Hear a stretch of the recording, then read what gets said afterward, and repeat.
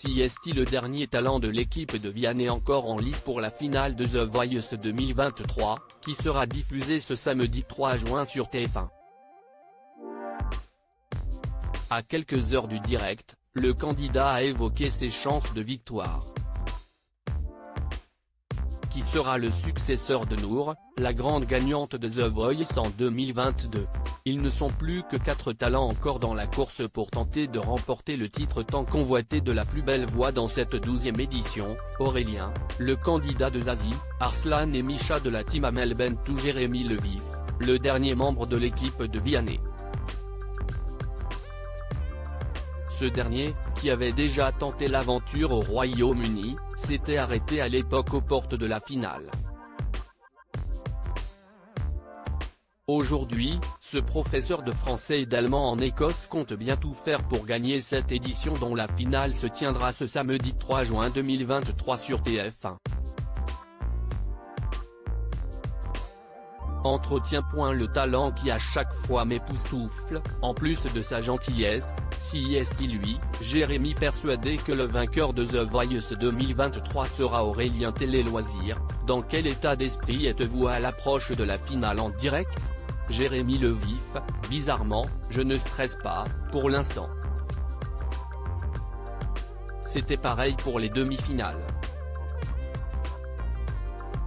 La semaine dernière, quand j'étais en coulisses, ce qui a pu me stresser CST que tout le monde avait assuré son passage en solo et je me disais que je ne pouvais pas être le seul à foirer. D'autant plus que j'étais le dernier à passer. Pour me détendre, je fais des exercices de respiration donc ça devrait le faire. Avez-vous reçu beaucoup de messages d'Écosse? Jérémy est professeur de français et d'allemand là-bas, note de la rédaction, et notamment de vos élèves que l'on a pu voir dans un des magnétos pendant la demi-finale. Malheureusement, mes élèves n'ont pas pu voir l'émission car la diffusion est géobloquée sur internet depuis l'étranger, mais je leur ai dit qu'il était passé. J'ai hâte de leur montrer quand je serai de retour là-bas, la semaine prochaine. Ça leur fera plaisir. J'ai eu énormément de messages pour me demander comment regarder la demi-finale. J'ai donc tourné une petite vidéo pour leur expliquer la démarche à suivre. Quel candidat redoutez-vous le plus pour cette finale? Pour moi, objectivement, The Voice CST Aurélien cette année. Le talent qui à chaque fois m'époustoufle, en plus de sa gentillesse, CST lui. Je ne lui ai pas dit pour que ça lui porte l'œil. Il rit, mais s'il gagne, ça sera logique. Il a quelque chose en plus.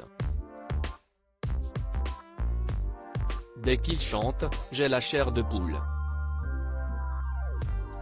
Bien sûr, les autres aussi, Arslan et Misha, note de la rédaction, sont des techniciens de malade.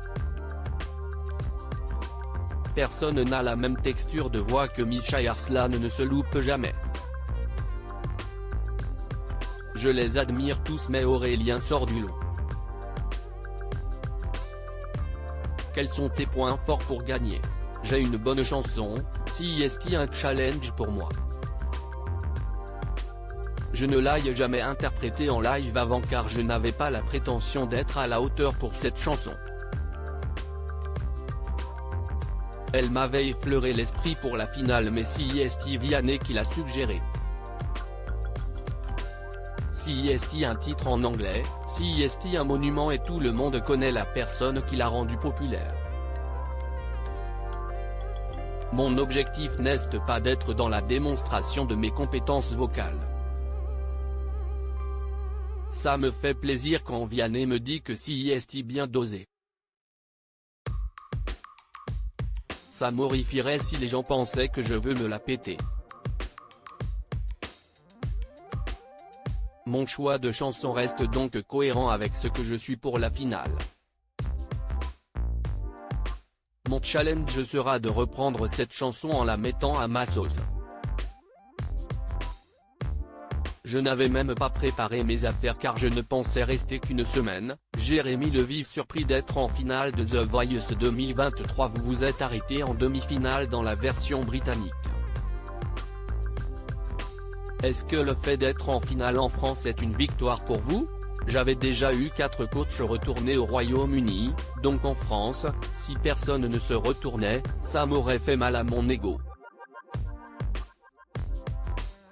J'ai donc été rassuré. Ensuite, je me suis dit que si je pouvais chanter au moins 3 fois dans cette aventure, ce serait cool. Quand je suis arrivé au Super Cross Battles, c'était ma 4e fois, j'étais vraiment ravi. Je voulais atteindre le même niveau qu'au Royaume-Uni. Je suis donc super content d'avoir dépassé cette étape. CEST une finale 100% masculine. Vous en avez parlé entre vous après la demi-finale? J'étais le dernier appelé lors des résultats de la demi-finale et je n'y croyais vraiment pas. J'étais persuadé qu'une des filles irait en finale.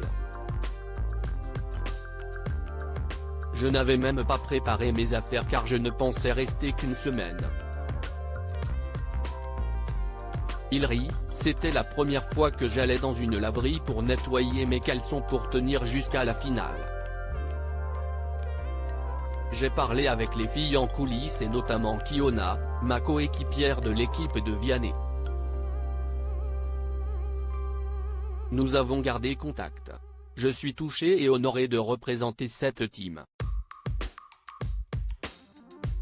Savez-vous déjà ce que vous allez faire après l'émission? Déjà, je vais retourner travailler mardi prochain, ça si est sûr.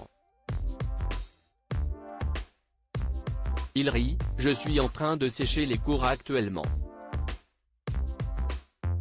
J'ai déjà beaucoup de maquettes de chansons enregistrées. 5 morceaux sont prêts. J'ai sorti 2 albums dans ma vie, donc mon objectif était d'être prêt quand The Voice sera fini pour pouvoir les sortir, seul ou peut-être avec une maison de disques. Je rêve peut-être un peu mais si est important.